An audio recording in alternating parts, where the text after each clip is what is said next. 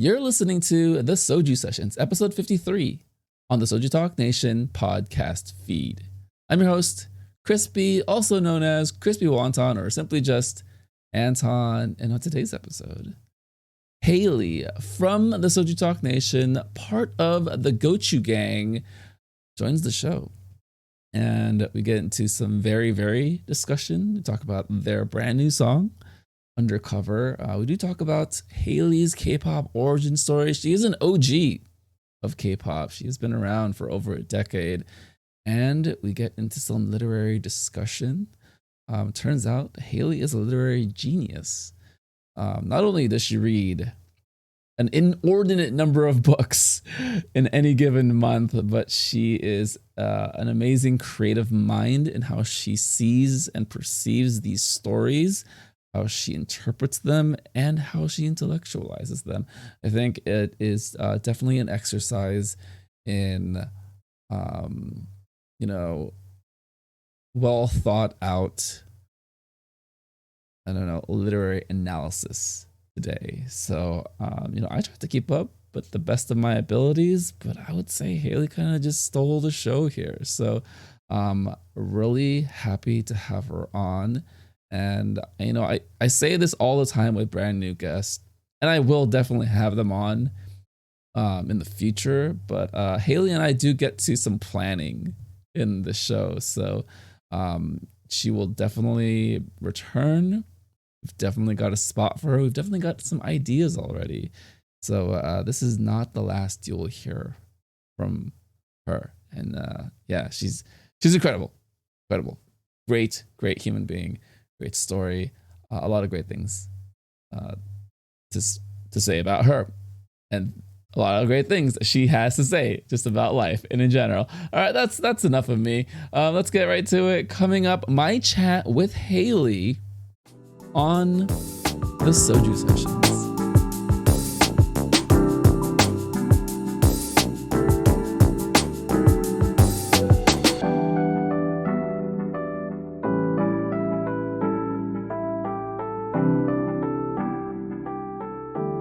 Welcoming to Soju Sessions, a member of the Gochu gang, a very thoughtful, very literary, intelligent human being, someone who grasps the power and knowledge of the written word.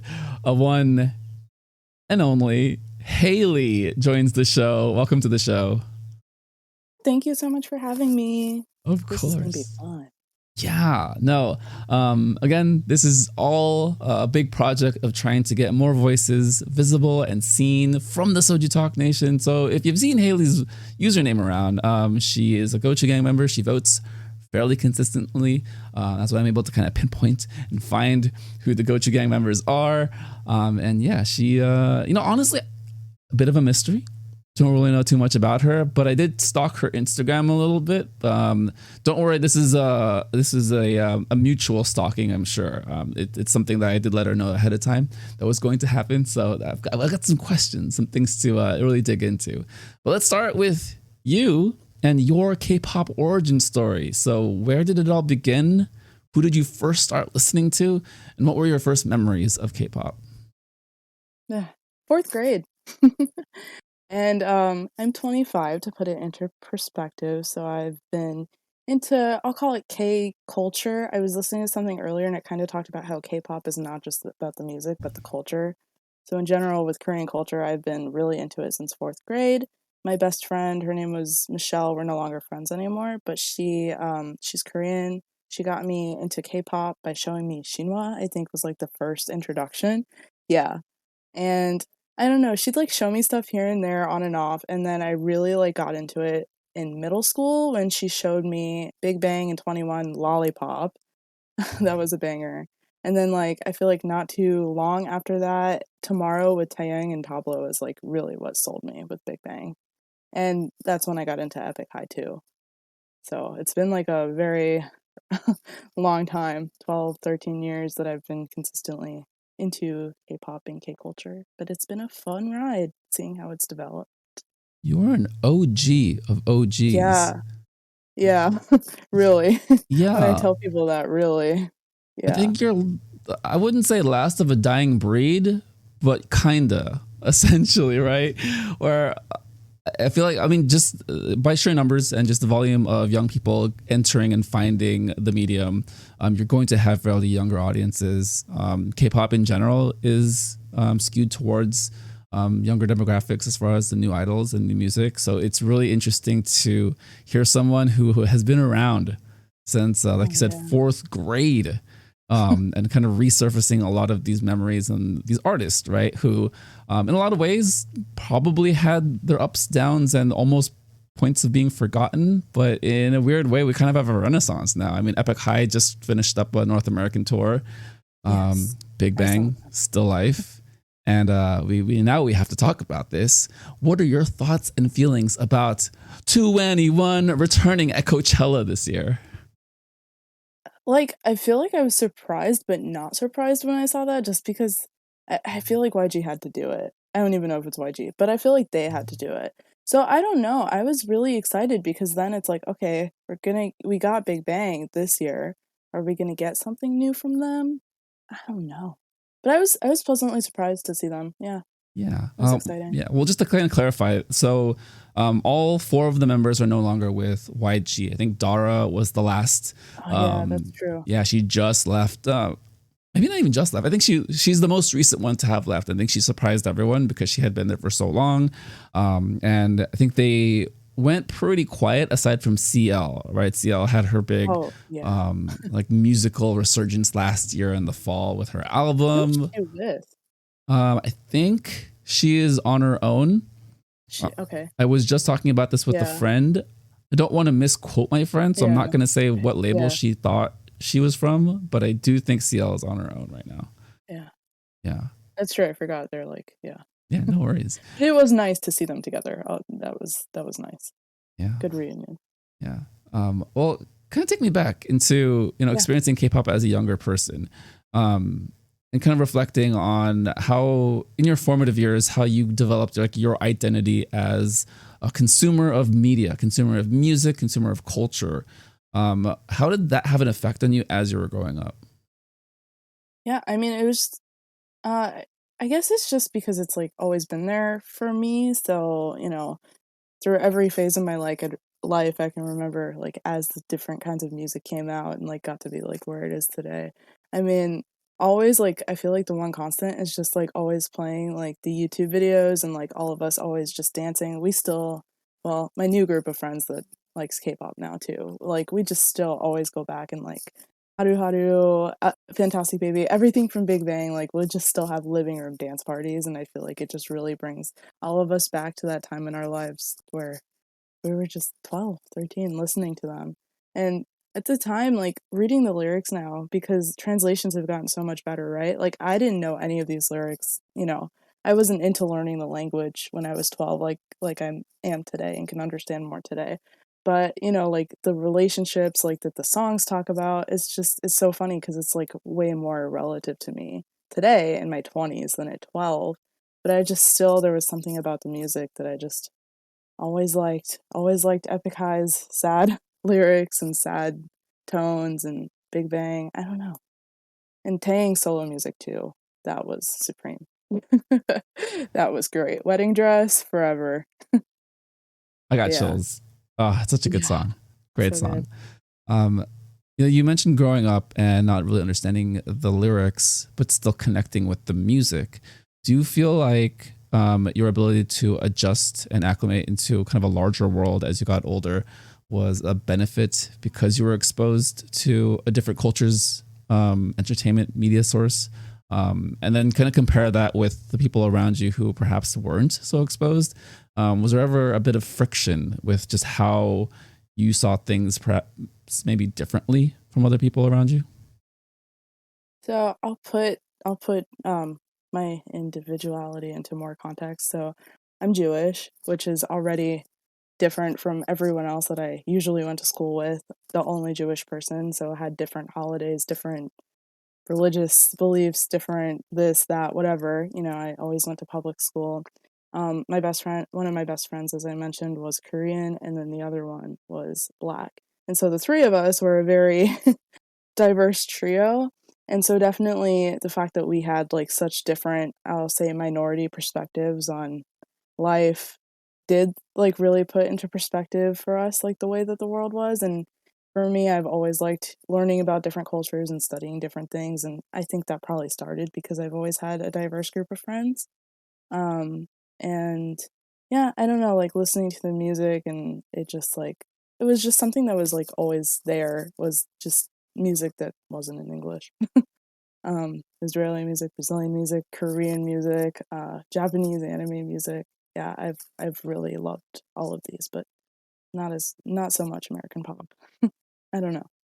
Did It's you have just a it? different vibe. Yeah, no, it goes a long way to have that multicultural perspective, right? Whether that's Yeah. your friend circle or the things you're exposed to. Did you ever have pushback from external groups, whether that's people who kind of saw you as different, or even situations of bullying? Was that ever a situation in your life? Yeah, and never bullying. I feel like with talking about identity, my Judaism is something that I could choose to hide, right? Like it's not like an outward facing thing. I think Michelle in middle school kind of got some pushback for being Asian. It was a primarily black middle school, not a great area. So I think just in general, everyone was like not happy, and it's middle school, so everyone's not happy to be there. Um, and I do remember like playing Big Bang and Epic High like out loud from, our little whatever whatever we were watching on. I don't even know, phones. What like our first smartphones in middle school. I remember like playing Big Bang in the classroom, and someone was like, "Oh, what language is that?" And Michelle's like, "Oh, it's Korean." And they're like, "You can understand that?" And she's like, "Yeah, I'm Korean." And they're like, "Oh, that's so cool." So that was cool. Like the first time that someone else that wasn't like the three of us heard that. But as far as bullying, there was never really any bullying. And then for high school, the three of us wound up going to different high schools, but I went to an arts school. And so everyone was very open, very gay, accepting of every kind of difference that there could be, really. And so I think my high school experience was unique that in that way. And then I made another Korean friend in high school who was super into Super Junior. So like my K-pop kind of evolved from Big Bang to Super Junior, and yeah, it was really cool. It really opened me to other K-pop too, besides Big Bang. Gosh, it's fascinating. Just the Yeah. the ebbs and flows of kind of what's similar in a lot of formative years for a lot of people. I imagine kind Yeah. of the questioning of where you belong in society amongst your Oh yeah. peers, and then moving into a space that is far more welcoming, and then what that does, as far as your adjustment into adulthood. And it sounds like you are incredibly well adjusted and thoughtful and um, intelligent, and all the accolades I could possibly give you, which there are far too many. So we're just going to move on. So with that, and finding friends in high school that expose you to more music, how did you find the internet space of K-pop? Kind of in the early days, because I imagine that you were there during Reddit without translations, and then how did it evolve for you? Going through it over a decade, being a K-pop fan. Yeah, what I will say is like I wish I was like more invested in like learning the language sooner. I just really like the language and the culture. But as far as like watching it evolve, yeah, I remember I've never been into Super Reddit, but I do Reddit super much anyway.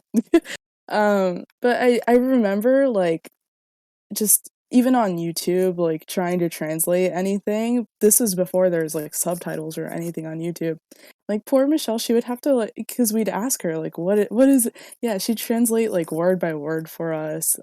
So that was it's always been nice for listening to K-pop that we had like someone that was there to help us learn it and translate the music for us. As far as yeah, it's just like there was like not a lot of resources, I feel like, as far as when you first like at that age we're diving in to Korean and the music and everything. Yeah. It was something. And then like trying to pronounce things, thinking you're pronouncing it right, but obviously pronouncing it wrong. I will say we are lucky we have a Norabang here. which is funny because I live in Florida. There's like not a lot of Koreans here, but there is a noraebang like near our college, and so we went like for several years, which was cool before the pandemic, and seeing like the text with the songs like actually helped a lot, like learning the language. So, but before that, yeah, it was really hard to contextualize like lyrics and that kind of stuff in Korean. How did you find SojuTalk? And what kind of drew you to the podcast space to get more K-pop in your life? Yeah. So I got into like podcasts, like listening to podcasts, like before the pandemic. I feel like 2019 when I started my current job, because it's a desk job, so I can just have my headphones in all day. And I was already listening to K-pop all day, but I don't know, I like started getting into podcasts. So one day I just like on Spotify, I was like, there has to be a K-pop podcast. I literally just searched like K-pop podcasts. And then Soju Talk was like the first one that came up. So I think the first episode that I listened to was in 2019. It was like about the Produce 101 scandal. And then after that, I was like, oh yes, I'm watching this. Like I can listen to the coverage of it. And I've listened to like every episode since then. Nice. So. No, that was similar to me. I think it was mid 2018, summertime. And I was about to go on vacation. I think I've told a version of the story. I don't actually know if I've kept the facts consistent. These are the facts, everyone. So I was going to go on vacation in Hawaii. It was in July, and I needed to just upload podcast onto my phone. You know, I was listening to a lot of K-pop, but you could only listen to so much. Sometimes you just need downtime. So I just searched. I remember putting on Eric Nam's podcast, and I think there was at least 2 other ones that I found. And I found SojuTalk. And then during the vacation was when I binged at least like 5 to 10 episodes. I don't remember the exact number. I remember they talked about Somi at one point. They talked about ITZY with Icy at one point. It was just all a blend of different songs that came out in that span of 3 or 4 months. And then from there, I said, I have Discord. I'm going to follow and I will join. So I just, you know, it does get a little foggy and hazy. Being 90, my memory is it escapes me sometimes, so I do apologize. But how did you find Discord? What kind of drew you into wanting to interact with not just Doug Warren and Anita, but now a community of people who are also listening to the SojuTalk podcast? Yeah, I like wasn't really into Discord for the longest time because I just thought it was like for video gamers really. I feel like that's how it definitely started, but I think I probably found the Discord like late 2019, early 2020, and then definitely got way more into not just our chat, our group, but like other groups as well, like different fandoms and stuff. Like 2020 for sure during the pandemic, because what else are you gonna do? Yeah. I feel like I'm not super active, but I do just try to pay attention to all the news. When I remember to vote, I vote, that kind of stuff. Just keep in touch and see everyone that's in the chat and what's going on. What are some groups that you found through SojuTalk that, you know, you wouldn't have been exposed to otherwise? Okay, so I feel like you said earlier about like being super into girl groups, paying more attention to girl groups than boy groups. I feel like I'm the opposite. For the longest time, boy groups, like all boy groups. Yeah, so I feel like SojuTalk has definitely like helped me get into girl groups, and now I can say I love girl groups. Like they're so cute, their outfits, like the music. Definitely like, yeah, I know. Definitely I wouldn't have really been into IZ*ONE without Doug talking it up all the time. IZ*ONE, ITZY, even Dreamcatcher really, like I had listened to some of them, but I really got into them more the more that they were talked up. So definitely like primarily the girl groups I've been helped to fall into and love as well. And now I collect their too, not just the boys. All right, so a couple things to unpack. One, all the Dreamcatcher fans on the server just applauded you, just stood up out of their seats, chairs, wherever they are. If they're in traffic, they just stopped. I think it consists of Koro, Delmonic, Shinboy, Mina, Alice, Reach. I think they're called Insomnias. Insomnias, right? Not Insomniac, Insomnias. So shout out to all the Insomnias. Yeah, that song is fire right now. It's very popular on the server, surprisingly. Which, I mean, not surprisingly, but I think more of like finally one song has captured everyone on the server as being a consensus dream catcher banger. I did a whole thing on it. Oh, Fanged Bard. So Fanged Bard is he came on last week and we went on a deep dive on Dreamcatcher and fantasy. And yeah, he is incredible. He just thinks about things in a certain way. I'm just like, I'm so jealous. Yeah, no, but I think it's really cool that you found Dreamcatcher and that you're also part of this cult that we've all started to develop and everything.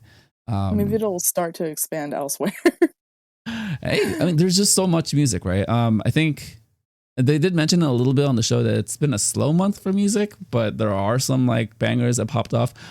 I will just say, because it's a little bit of a slower month, I have inserted all the Queendom 2 songs into my regular playlist, listening, discussion, thought process, brain function. I don't know, all these things. So on the one hand, like popular releases perhaps are a little slow, but on the other hand, I think new music is still a thing. Thank you, Queendom 2. Have you been watching Queendom 2? I'm 2 weeks behind. That's they're okay. very long episodes. Very long episodes. Yeah, no, I specifically set aside my Friday nights to watch it. Therefore, I don't have a social life. So you are probably far more well adjusted than I do and than I am. So shout out to you. Big props. Go see the world. Go see real people. So long. Like pause, play, pause, play. I'm actually like captured, not to go on a tangent, but I'm actually captured by this season. I was like a little disappointed by the groups that I guess said yes or are on this season, but besides the catty drama that I know Mnet just had to include, I'm liking these groups. The girls actually have substance, so I've enjoyed watching it.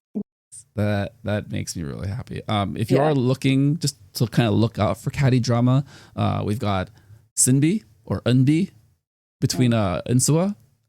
They're playing into it 100% because they're all friends, but it's just so funny that she knows that this is what the camera's gonna catch, so she's rolling her eyes and she's just on like sitting sideways in her chair, and it's just like, this is perfect on everything. And then Axie, she is just exasperated this entire time. You know, she started off a little edgy and now she's just like so tired. It's like, they did better than us. Oh my God. Just like the weight of the world is on her shoulders and I just want to lift it from her because really, girl, just have a good time. Yeah. Axie, you know, if you want to. It's just sad because like I love Kingdom, right? All boy groups. But watching Kingdom and now watching Queendom, it's like, okay, they do all these bonding activities to have all the guys become bros and become friends, and they're doing all this competitive stuff to have the girls tear each other apart, and I'm not a fan of that. But besides that, again, I like the performances and stuff, so I don't know, just sit through the drama. I'm sure they're laughing behind the scenes, hopefully. Yeah, 100%. Yeah, it's definitely played up into a little bit, and then they are going to go on a retreat this coming episode. So we're at the midpoint. It's the collaboration challenge. Just mute all the channels that will be talking about it. So all the group channels and the Queendom 2 channel. That's what I've done, so I don't get spoiled. But the preview did show. I had a long car ride this weekend, so I'll be catching up. Nice. Yeah, no, you are. You got it all planned out. All right, let's get into some SojuTalk music for this week. All right, so we're going to cover one song here. Because you are the guest of honor, you know, I let you choose. If it were me, I would have covered some Queendom songs. But you know, we're going to balance things out. We're going to be a little fair and cover, yes, in fact, a boy group song with Very, Very coming back with Undercover. I'm going to let you start. What are your initial thoughts and feelings? Oh, I will say, you didn't give me an option for the Queendom songs. Well, like new releases, but then if it was just me doing an episode, I would have just talked about Queendom again. I have a problem. Yeah. I liked both the songs that were discussed on the other podcast this week. Both were. I really liked the Spring Vibes. It was a pretty song, but you know, my heart's with boy groups. So yeah, Very, Very Undercover. I like them. I'm not familiar with like the members' names, but I would say I'm like a casual fan of them. I know they like debuted in 2018. I still really like Layback and Trigger, and I like their dark concepts. So I feel like this was safe with the dark concepts for them. It was like, I feel like very much in line for what they've put out before. but I really liked the choreography, and I've watched. It just came out, so there's not too many stages yet. But the couple of live stages that I've watched, I like their synergy, and I think they're like very in sync. Their choreography is really good. And yeah, I wanted to talk about them because I feel like the mid-tier boy groups, it's so hard for them to stand out. Like, I feel like they get lost a lot in the mid-tier boy groups. And so, yeah, I liked it. I thought they did a good job. Will I continue to listen to it a lot? I don't know. But, first impressions, the first 5 or 6 times, like, I'm still enjoying it, listening to it. Yeah, they did mention this on the main show. I think Doug had said that this was a nice time for this song to come out because it is a little bit slower in K-pop. Yeah. Specifically this week, it was only Bull4 and Very Very that got the majority of the poll votes to be selected for the show. And honestly, if it was any other week with a bigger release, it might have gotten lost in the sauce, and we may not have gotten it. But it turns out it's actually a pretty good song to talk about. They did go into a lot of high praise for this song. I will say, watching the music video, listening to the song, I did feel the level of quality was quite high for the song. Sometimes dark, edgy boy group concepts are a little it feels a little too familiar with the past versions of them from other groups, right? But for some reason, I think the music carried it pretty well. Warren did mention it's a trap beat, but to me it was very subtle in a way where it's not this overbearing, like, oh, this is trap. Not overbearing like in a negative way. So I don't want to make like a negative comparison to like SM songs and YG songs. But I think it's very clear that those songs are doing like trap heavy, like hip hop inspiration, where this has a subtle trap beat to it that's also still very poppy. So there's a little bit of a lightness to it, right? Yeah. And I didn't really hear the trap until after he had talked about it, and I went back and was listening to it. I'm like, yeah. And do you know what else? Yeah, I want to hear more rap. I want to hear more of those lines and see where they could have gone with them, because I do think that they did a pretty good job. I think the three rappers. Yeah. Not enough rap. I agree there, but I do think the blending of vocals and rap picked up really well, especially after the first chorus, where now they're just going back and forth with vocals, rap, rap. And I was surprised with just how well it worked for me. Again, not a very big like K-pop fan or K-pop boy group fan, but it's just one of those, it caught my attention in a really good way because it was executed so well, I think. Yeah. And I definitely agree that if there was like, I don't know, other mid-tier groups that came out this week, AZE, SF9, any of them that have similar concepting, TO1 now, it would have been like really hard to differentiate or really maybe like the song. But yeah, again, because it was kind of slow on content, I was able to give the song more attention, so I liked it. I think it did its job. Yeah, great timing for the release. There was a point on the show that I do want to bring up and ask you about. So we had a very divided opinion about the last third of the song. So Doug brings up the guitar switch up at the end, and he boldly states that this is the top 3 favorite K-pop music moment of 2022, in which Warren immediately disagrees and says top 3 awkward K-pop moment.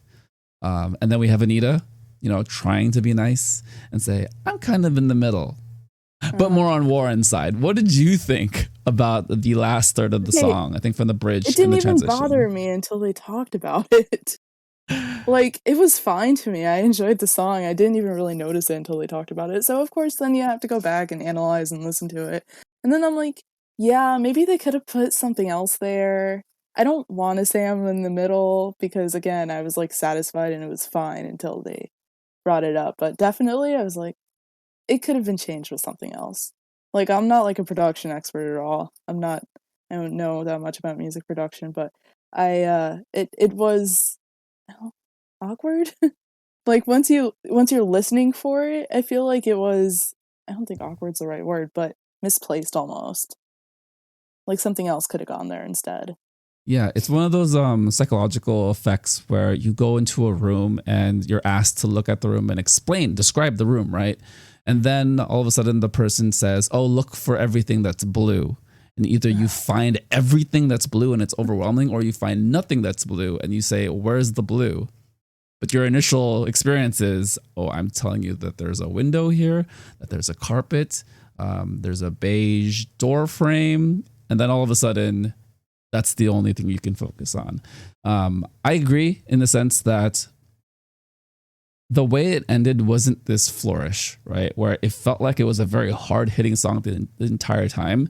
And the end, after noticing the fact that it was a guitar switch up, like primary like sound, really felt like it was fading out of the song as opposed to just like putting a exclamation point, right?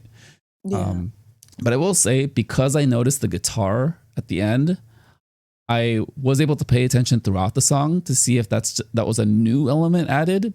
No, it's actually in the song throughout, in addition to the trap beat.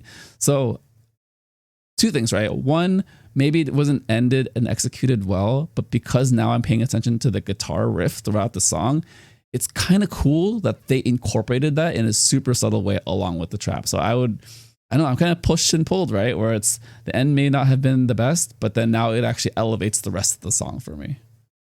Yeah. It like, I agree. When I went back to listen to it, you could hear it like subtly, but if it's, if you're listening to the trap or even lyrics, or if you're not paying attention, you're not going to see that it's there. It kind of, the ending, like when it was solely, that's not a word, when it was just the guitar riff at the end, it really kind of reminded me of like a Latina song influence. I don't know, because it was just not that long, so I didn't really think it was that big of a deal. But again, yeah, with the Blue Room example, it's like, now you can't unsee it. Yeah, 100%. So some of the visuals, I guess space fantasy is just a really popular thing this year. So many groups, guy groups and girl groups, are using space fantasy. I mean, we just got Dreamcatcher going into many, many, many portals into different dimensions and worlds that they all reside in. This one, I can tell that there was lore, but it didn't hamper or take my attention away from what was happening on screen. I think to me, that's a good sign where I can understand that there's lore for the fans who want it, but it's just a lot of cool visuals. It's a lot of cool, like, modern takes on fantasy and science fiction tropes that didn't overpower the music, the performance, and the members as the visual centerpiece for the music video. I thought that was really cool. One thing, it's not even like a gripe or anything. It's just like, I guess Korea is just very liberal about this. Gun violence in Korea is just, it's cool. Yeah, and it's the thumbnail, or one of the thumbnails at least that I saw. Yeah, it just, have the members shoot each other, no problem. I'm like, I have done that too. Just a quick example off the top of my head of someone else that's done it casually. Yeah. I don't know how I feel about. Yeah, I was thinking about that too. Like when I went back to watch the video for the second time, I noticed the now I can't think of the thumbnail. I noticed the thumbnail and I was like, there's something that they probably should have used, like a different thumbnail. Not promoting that would be nice considering the state of the world right now. But yeah, I'm kind of surprised that they're so lax on letting stuff like that be released. Korean entertainment is very interesting about, well, an interesting perspective about guns, right? Because I think laws within the country are very strict about gun use. I think similar to Japan, where it's almost outlawed to like carry a gun. But then gun portrayal is super relaxed, right? Where it's just like, oh, let's just have like these underage people like hold guns all the time and like shoot each other. I mean, the example that comes, all the dramas, the stunts that they like to pull, all that stuff. Yeah, the guns are bad. Yeah. Well, I mean, so I Love Itzy. That Mama performance was great until Ryujin, gets a gun and starts flailing it around. Shout out to the stunt choreographer. That's pretty cool. Good job, Ryujin. But again, like the gun is just like, she's just gonna shoot this guy, the guy from Squid Game, the evil guy. So it's just, I don't know. I again, not wrong, not right. It's very surprising when it's so just clear in your face, like we're just gonna do this as part of the story. Yeah, maybe we notice it more too because in the Western there's been a lot of gun violence here lately. Yeah. I don't know. I don't know if they're thinking about that or like who consumes their media or the age or anything, but they should be thinking about that. Yeah. But yeah, I did notice that. Yeah. Yeah, not my favorite part, Yeah. but overall, I still like the song. Yeah. Same. As long as they haven't incorporated it into live performances, which so far they haven't. I mean, you never know. If this song is the pop off song, there could be a mid-season stage, a mid-year stage that's going to incorporate some kind of gun stuff. Wasn't there gun choreography on Kingdom? Like a number of groups. Yes, yeah, right? SF9, yeah. Yeah. Oh, yeah. Probably Very too. Yeah. Well, on Road to Kingdom, they were on Road to Kingdom, but definitely SF9 on Kingdom. Yeah. Maybe ATs with the pirate ship stuff, but yeah, it is portrayed, I think, too much. Yeah. More than it should be.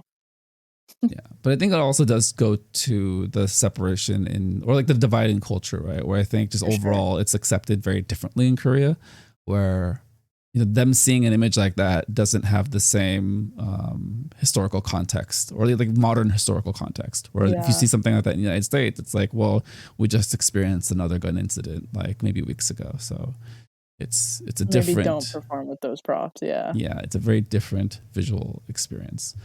Yeah. I had one thing, but I'm not gonna, we're just gonna, I'll just say one word and then we'll move on. And mix was mentioned. Interesting. Cool. Good job. Main show. Good job, Doug.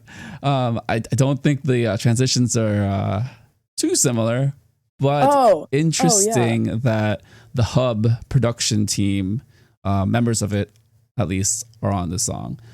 I didn't feel like there was too much of an influence or like a crossover with the NMIX song, but nice little fact that Warren kind of inserted. It's so funny. I immediately, like, after listening to that, went back and watched some of the NMIX live stages today.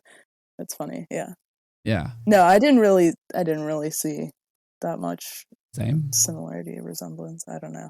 Yeah, but good little factoid to know, because I think that's kind of the expansion of knowledge that the podcast provides for me, is that now I'm paying attention to things like producers, producer credits, and then where else have they done music. Dem Joints was also brought up on the show, which they are incredibly well known in SM. And now my brain is like, oh yeah, I like all these songs that they do. So just really cool to have those little things sprinkled out throughout the show. So shout out Doug, Warren, and Anita. I always have to pause and like go write them down to look them up later. Always. Right? Yeah. On the producers and stuff like that. Because that stuff is so interesting to know, or like who's written what song, what phrase, what parts. Yeah. Right. 100%. Yeah. Just great to have the crew give us that little extra bit of knowledge. All right. We're going to move into some closing thoughts / personal stories. So, we did get to know your origin a bit, but we're going to get to know you present day, Hayley. So, if you don't know, Hayley has an Instagram account where she is incredibly popular amongst the literary elite. She reads a ton of books. I'm going to throw one at you. I have not read this book yet. I just checked it out from the library. You have a physical copy. Okay. Yeah. Well, so I tend to just go to Barnes and Nobles without buying anything. I just go to browse. Yeah. Yeah. And I don't buy books anymore. One, I don't have the space. Two, I don't really want to spend the money because there are libraries that exist. But I saw this, and then I saw the Barnes and Nobles recommended like review by the staff. Right. I read it, and I was like, that is up my alley of things I would like to read. So the book is In Order to Live, A North Korean Girl's Journey to Freedom by Yunmi Park with Marion Vollers. Here is the book right here. That's a different cover than the one I have. Yes, it is. I did see on your Instagram, but I saw the title. And I was like, like I said, I haven't read it yet, but if you would like, please preview the book for the listeners. And why should we read this book? Why should we dig into it? Well, I have not read it yet either. It's been sitting beside my bed for a very long time. I will tell you, March was Korean Literature Month, so I just didn't wind up getting around to it. March was very busy, but hopefully I'll get around to it soon. But Yeonmi is really cool. So she actually has a podcast too. Yeah, she has a podcast, I think, and a YouTube channel, and that's how I found her. Was just like when all you research and do stuff is around Korean culture, other stuff comes up too. So she does pretty much like history, current events, guests like other people that have what's the word like left North Korea. There's a term for it, but like have left North Korea. And I know so what you're gotten out, saying. escaped. Yes, I know there's a word Yeah. for it. Yeah. Yeah. And so she kind of like goes into the different stories with the people expatriate, that's not the right word. Anyway, like the North Koreans that have left and have stories about leaving. She kind of goes into their stories with them on her YouTube channel.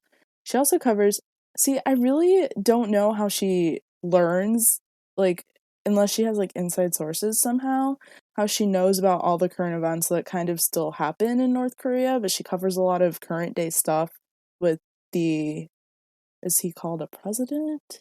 I don't know. I think Yeah. they probably call him within the country. They call him the president, right? So and then everyone outside the country has a different title for him, of course. Right, and not as nice word. But yeah, she covers like a lot of stuff with him currently, like why he's so bad and just educating people on North Korea. So she's really interesting. She's a public speaker. She goes to universities and stuff. The book is her memoir. So again, like I said, I haven't read it yet. It's pretty thick and dense, and I need to be in the right mindset because I think there's a lot of sad and unfortunate stories in the book about her escaping North Korea. But it's pretty much her memoir. It's her account of how she got to where she is today with her current job as, a social media public speaker, educator on North Korea and why we should really be paying attention to it. It's her story of how she escaped, her family, where they're at now, that kind of stuff. So yeah, she's one to watch. She's really interesting. I hope she starts to get more notoriety in a positive way. That's incredible. I had no idea that she had such a presence and that she, one, is an academic, but then two, does these appearances to not only educate people, but expose people to like the firsthand accounts from a younger person, right? Because I think oftentimes the perception is it's like an older person leaving the country and then having this difficult adjustment period to Western modern society. When in fact doesn't even want to talk about their story usually. Yeah, because a lot of times they've grown up with like, suppression or with just the East Asian culture of humility, right? Like never wanting to speak out about things. Where you have this person who's very clearly a young person who is intelligent, who is perceptive of how the world responds to news coming out of North Korea, and now they're able to share that story. I'm going to dig into this book and then just learn so much about her. I am so excited. I'm going to find her YouTube channel. I'll read it too. Message me when you read it. We can discuss it. We're going to, all right, pin this, everyone. We're going to do a follow-up Soju Sessions book review. This is no joke because I do want to read this. We're going to do this. It is at the end of April right now. So give me at least a month, maybe 2. Take your time. What's your reading speed? I don't want to talk about it. A little slow. I've read 13 books this month. What's your reading speed? You read 13 books this month? This is it's the most I've read in a really long time. I've had some I don't want to say downtime. I was working remote and we've transitioned back to the office during slow season for whatever reason. I bring a book with me to work, and because we've been slow, I've gotten in a lot of reading time. So yes, 13 books this month. For audio only listeners, the look on my face is of sheer disbelief and ghastly shock. Amazing. Okay, how many books read this year. God, you are just an incredibly inspirational person. My goal this year was 40. I'm at 5. So good job, That's me. a good goal. That's a good goal. That's a thick goal. So. But I'm at 5. It is Q1 is over. You got it. Just read 10 next quarter. God, you are so encouraging. All right. Well, you know what? No, we're going to do this. I had a couple books in mind. I'm going to just flip this and just ask you, of the 20 books that you read, of the 40 books that you read this past month, of the 60 books you read this past month, what stood out to you? Only 41 this year. What has stood out to you the most? And what has stood out to you the most? And what's one that you would recommend? Like an entry level person who wants to get into the types of genres that you're interested into. Okay, well, I prepared with the recommendation. So because I feel like I know the general audience for this podcast, I had 2 recommendations prepared, both Korean authors. The first one is If I Had Your Face by Frances Cha is her name. And it's really interesting. It's short. I think it's like 250 pages at most. It's not that long, but it's an interesting fiction read on the salon girls and the culture of them in Korea. So it follows like 4 different girls, and then I think they're called salon girls. Parlor girls? No, salon girl sounds more accurate. And it just kind of follows them on their daily lives, and it's just like accounts their lives, and yeah, I mean, there's not much else to be said. It's pretty short, but it's interesting to kind of see that culture, how they interact with men, how they interact with each other, the really sad reality of like plastic surgery. It kind of goes into that. So yeah, I don't know, girls just like tear each other apart, and that's, I think, global, but looking at it from a Korean perspective is really interesting. So that one's a good one. And then the other one, the fun one that I had recommended, there's been like a bunch of, they're all Korean authors for the most part, but there's been like a bunch of K-pop related books that have come out. So, with the rise of BTS and all the other K-pop groups comes the K-pop books. So the one I have to recommend is called XOXO. The author, her name is Axie Oh. She's also Korean. And the story follows like a young adult cello player. She moves to Seoul, falls in love with a K-pop idol. Very fluffy. Yeah, it's a serious world. So if you need to take your mind out, like really, I recommend reading or writing. That's my other hobby, but definitely reading about K-pop. Yeah, so those are my 2 recs. Amazing. Yeah, I'm trying to think of like non-Korean things that I read this year. But you can visit my Instagram if you want more recs. Yes, all of this will be in the description. So the 2 books that you recommended, can you repeat those books again real quick?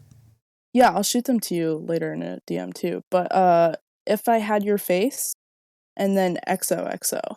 Perfect. If I Had Your Face and XOXO, both will be in the description of the episode on YouTube and wherever you listen to podcasts, as well as your Instagram handle to see what you are reading. All right, so books, this is just going to turn into book talk. I have been wanting to do a book talk podcast for decades. I know podcasts have only been out for maybe like a decade or so, but I'm old and I don't understand time. But I do have to now ask about the 2 books that have affected me most over the past year and a half. The first one being Crying in H Mart. Let me take this twist on it. So seeing and reading kind of the story of Michelle Zauner and where she is today as far as how she talks about it in public appearances. She was just on Kelly Clarkson's show. Amazing. What are some of the similarities that you saw growing up with a friend who is Korean, and then also the similarities that you saw in yourself because she is half like European, Anglo-European, I think is European white, and white. Right? Like I know she does describe what her dad's ethnic background is, right? Just for context of who she is. but I think it's still very much ingrained in just being culturally white, American white, right? And kind of the similarities that you saw from in your own experiences in life, like you said, kind of being outside facing, more readily accepted, but then still very culturally different from your surroundings.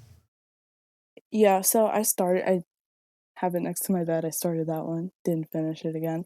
But the other thing that I can say about like even listening to her talk about like her mom's immigrant story is my boyfriend is also diverse. He's Vietnamese and he's first generation. So even I know I'm all over the place. You're so cool. What the heck? I know, but at the end of the day, I'm white. Anyway, so it's like it was really interesting because listening to her talk on podcasts about her story, because I only knew her from her music. Like I only knew her from Japanese Breakfast. I loved that group. They were great. I didn't even really think about like I knew she was half Korean, but I didn't really think about what that meant until like, all of the publicity around the book came out. I don't really know. I can't really draw any similarities just besides like, first generation, like just she talking about and crying for her mother's story really is just like something I feel like a lot of first generation kids go through. Like, and they think they know that it's so hard, like watching their parents go through it and like, being frustrated with having to translate or explain or all of these things that a lot of um Americans that, aren't first generation don't have experience with. It's just really like opened my eyes to like being more patient with people. Even in Florida, I mean, we have so many first generation like from South America and from Cuba and that kind of thing. So just in general, it's like really made me have patience for people whose first language is not English. Like, yeah, like my boyfriend's mother does not speak any English, just Vietnamese. So that's been something. But Incredibly yeah, insightful, man. I try. No, I really you're doing try. fantastic. The second book I'd like to bring up. This is Yes. very much a heavy story about immigrants, about a world that essentially was colonized and has had a very up and down history over the past century. The book and story takes place over that time period from the 1900s up until modern, I think about 1980. It's Pachinko. Ah. Yeah. I have not watched the show yet. But let's go with the book. Let's go with the book. Yeah, I don't yeah, want to yeah. spoil the show. Yeah. I will just say the show is gorgeous. Oh my Oh, god. it has Lee Min Ho in it. No, I'm Well, just I kidding. mean, But I'm sure this. yes, Yeah, yes. I know, I I'm know. a cinematic, I bet. cinematography point of view. Apple TV, Apple company, excellent job footing that bill. Good job, money. Money is good. Yeah. But what do you just for those who may not know the story and maybe Mhm. daunted by the fact that it is such a large book? Oh my god. In a lot of ways, it is a bit of a memoir, but it's a fictional memoir. I Um, have it right next to me. I'm like 300 pages through it. Yeah, it's thick. yeah. How would you kind of describe it as something worth your while to read? I think anyone that's like looking to journey with the main characters through time, I would say, and really like get a different kind of perception on life. That's so vague. But I mean, okay, the writing style is just beautiful. Let's talk about the writing for a second. Like, she just does like a really good job. I don't think I've really read anything quite the way she writes. I was really scared to go into this book. I put it off for the longest time just because it looked like such a dense story. But the first thing that I will say is that it reads really easily. So even if you're not like an avid reader, and if you feel like you struggle with language and stuff, this book, like, you shouldn't worry about that. It reads really easily. Back to the story. Yeah, it's just like a really beautiful journey that takes place Japan and Korea, and like examining those two places during this time. If uh Asian culture is anything that you're particularly interested in, or even if it's not, if you just want to broaden your horizons on a different kind of way of life in a different time period, you should definitely read it and then definitely look forward to the Apple show. But yeah, Yeah, I mean, the book just takes you on a journey through someone's life. I mean, it's a regular person. She doesn't know life any different. The main character that I've read so far doesn't know life any differently than how she's living it. And of course, there's some really heart-wrenching, heartbreaking parts. But I mean, overall, I just think it's such a beautifully told story, and I can't believe it's fiction. Amazing. I have chills. I want to reread it now, even though it will probably take me 2 months to reread. But How long ago did you read it? a year ago now. And Over a you year watched ago. it? Yeah, over a year ago. It was a New Year's resolution from last year. I was like, I'm going to read this right away, and I did. As soon as I picked it up in December, I finished it in January, which is like a couple weeks later. So yeah. It's heavy. That's why I've taken so long. I've picked it up and put it down. I mean, I really love it. I definitely will finish it, hopefully soon. But I do encourage everyone to read it just because it's such a diverse story. Absolutely. Yeah. No. Yeah. Well, one last thing. One last thing. You said you're a writer. Oh. Yeah. What are you writing right now? Fanfic. No, I'm just kidding. If you did, please tell us about it. No, you know what's funny? I've tried, but I've like never gotten into fan fiction. Like I feel like I was just always like a solidly own fiction writer first, and then I tried with fan fiction later when it became more popular, like, you know, high school when I went to the art school. Yeah, I've been writing like my own creative writing stuff since 4th grade. Took a writing class with that friend. Yeah, we both fell into in love with writing. So the art school that I went to, I actually had to apply with a portfolio to get in. My major for high school. 14-year-old kid with the portfolio, got it. Yeah, it was writing because I applied for creative writing. And so, yeah, so I've been writing for a really long time. What do I like to write? That was the question. I really enjoy writing poetry and fiction. I'm like in the middle of drafting very loosely, like 3 or 4 different novels, ideas.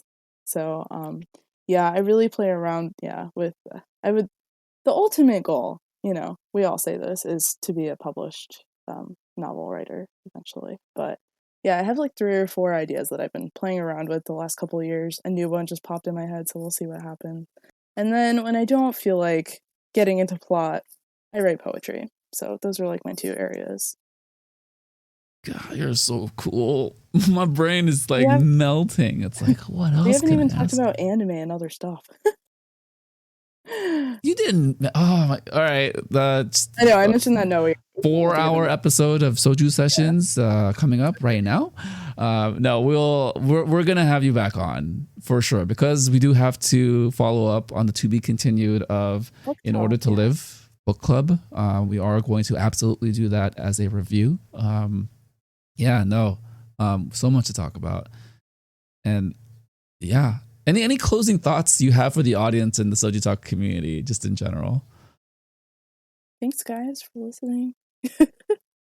Yeah, I'll talk about K-pop and reading any day of the week, and go watch Spy X Family because it's really good.